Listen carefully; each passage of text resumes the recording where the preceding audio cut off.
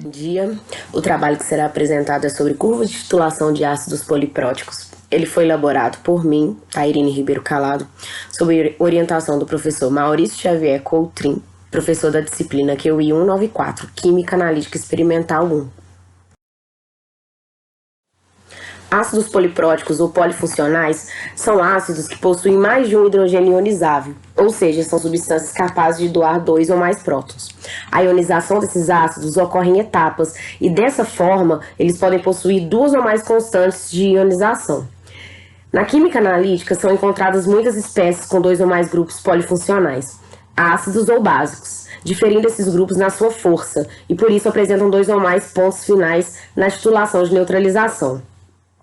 Os pontos de equivalência dessas neutralizações podem ser determinados pela curva de titulação, se a relação das constantes de equilíbrio de neutralização, a razão entre K1 e K2, for maior que 10 elevado a 3, ou pK2 menos pK1 for maior que 3.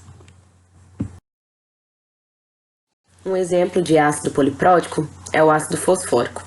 E como a gente pode ver na figura 1, ele possui 3 hidrogênios ionizáveis, né? E cada um com um valor de constante de ionização correspondente.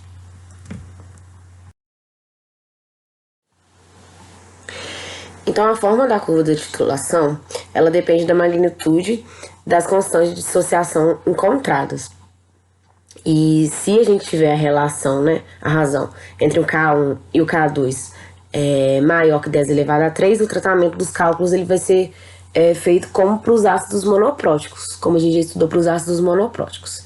Então, vamos supor um exemplo de um ácido diprótico H2A com constante de dissociação K1 igual a 1 vezes 10 a menos 3 e K2 igual a 1 vezes 10 a menos 7.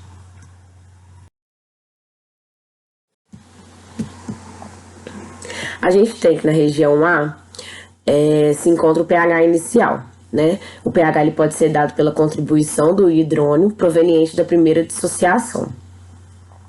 A região B é a primeira região tamponada. Ela consiste de H2A e sua base conjugada, NaHA. A região C, a gente tem o primeiro ponto de equivalência, que é onde a gente tem a formação de um sal ácido. Na região D, a gente tem a segunda região tamponada, que consiste do íon H- e sua base conjugada Na2A. Na região E, a gente vai encontrar o segundo ponto de equivalência, que consiste de uma base conjugada de ácido fraco com uma constante de dissociação Ka2. E, por fim, na região F, após o segundo ponto de equivalência, a gente tem o excesso do íon hidróxido. Então, de maneira geral, a titulação de ácidos polipróticos apresentam pontos finais individuais de valor prático somente quando a razão entre as constantes de dissociação, os Ks, é de pelo menos 10 elevado a 4, porque se for muito menor que isso, a variação do pH no primeiro ponto de equivalência, ela vai ser menos satisfatória em uma análise. Então, esse trabalho ele tem como objetivo a obtenção das curvas analíticas de titulação dos ácidos polipróticos e seus respectivos pontos de inflexão, ponto de equivalência. No caso dessa prática, né, o método foi empregado na obtenção da curva de titulação do ácido cítrico. Os materiais utilizados nessa prática foram o LMAI de 250 ml, Becker de 150 ml, pipeta volumétrica, bureta de 50 ml, pH-metro, agitador magnético e barra de agitação magnética. E os reagentes foram solução de hidróxido de sódio padrão, ácido cítrico e o indicador timoftaleína. A primeira parte do procedimento é a titulação da solução de ácido cítrico com hidróxido de sódio, usando indicadores de pH. Então, com o auxílio de uma pipeta volumétrica, a gente pipeta uma alíquota de 25 ml da solução de ácido cítrico em triplicata e transfere para ele mais de 250 ml. Depois disso, a gente adiciona o indicador timoftaleína e titula todos os hidrogênios ionizáveis como uma solução padrão de NaOH, previamente acrescentada uma bureta de 50 ml.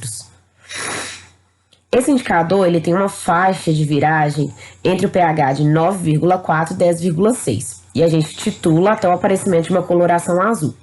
A partir dos volumes coletados, a gente calcula a concentração em mol por litro de ácido cítrico.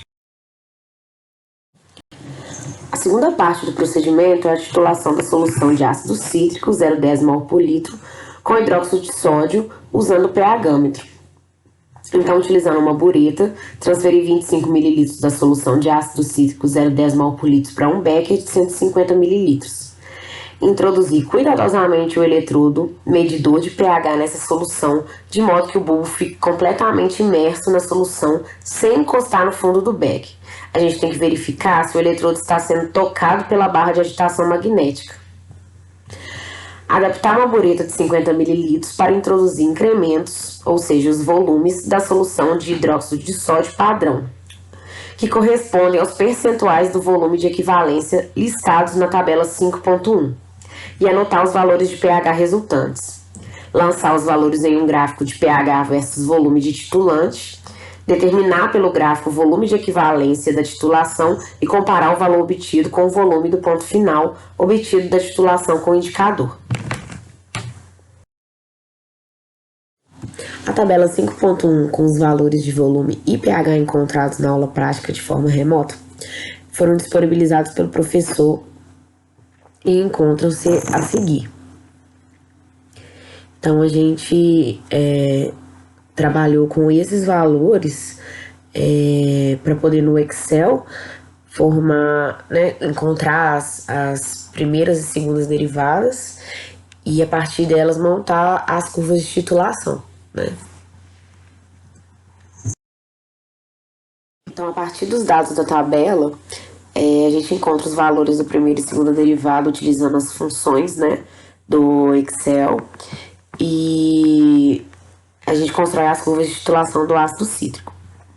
A gente pode observar dos valores encontrados, que no volume relativo ao 38,5 ml, mililitros, foi onde deu o salto maior entre os valores da segunda derivada, e por isso esse é o nosso ponto de equivalência.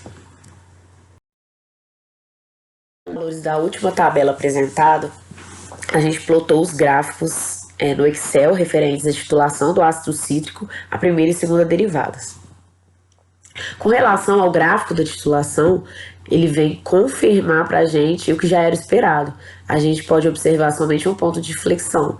E isso acontece porque o ácido cítrico ele tem os valores de Ka dele, dos hidrogênios ionizáveis, muito próximos.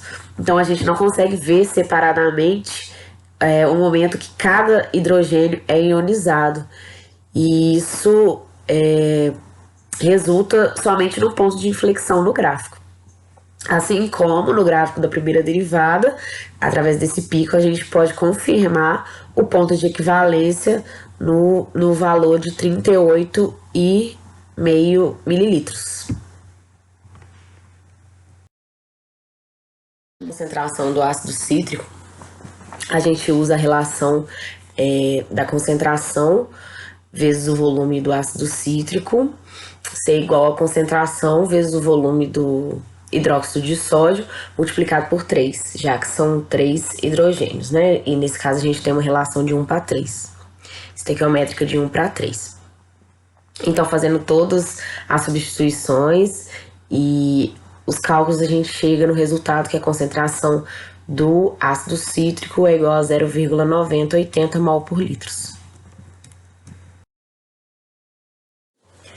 Então, com todos os procedimentos descritos e os cálculos efetuados, a gente pode concluir que o método empregado ele é eficiente na determinação dos pontos de inflexão e, consequentemente, dos volumes de equivalência pelas curvas de titulação de ácidos polipróticos.